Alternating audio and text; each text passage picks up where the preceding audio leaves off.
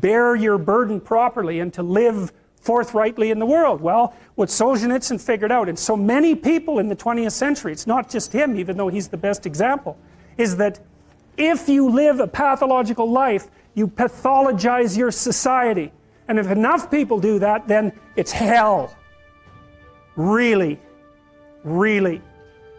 And you can read the Gulag Archipelago if you have the fortitude to do that, and you'll see exactly what hell is like. And then you can decide if that's a place you'd like to visit, or even more importantly, if it's a place you'd like to visit and take all your family and friends. Because that's what happened in the 20th century.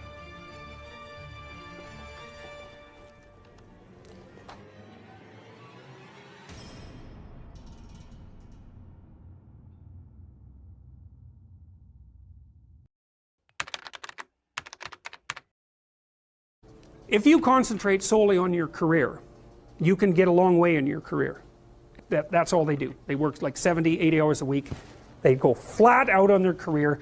They're staking everything on the small probability of exceptional status in a narrow domain. But it's hard on them. They don't have a life. Like, they get very one-dimensional. Now, right, because if you're going to be something like a genius level mathematician, you're in your lab all the time, you're working 70 hours a week or 80 hours a week, you're smart, you're dedicated, you're unidimensional, and that's how you get to beat all the other people who are doing that. It's the only way. But the problem is you don't get a life. Now, if you love being a scientist and you have that kind of focus of mind, well, first of all, you're a rare person, and second, you're going to pay for it. But fine, more power to you. But it's a risky business to do that. You sacrifice a lot for it. Most often, if you're speaking about having a healthy life,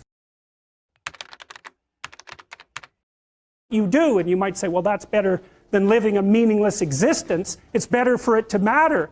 But I mean, if you really asked yourself, would you be so sure if you had the choice? I can live with no responsibility whatsoever. The price I pay is that nothing matters. Or I can reverse it and everything matters. But I have to take the responsibility that's associated with that. It's not so obvious to me that people would take the meaningful path. You know, when you say, well, nihilists suffer dreadfully because there's no meaning in their life, and they still suffer. Yeah, but the advantage is they have no responsibility.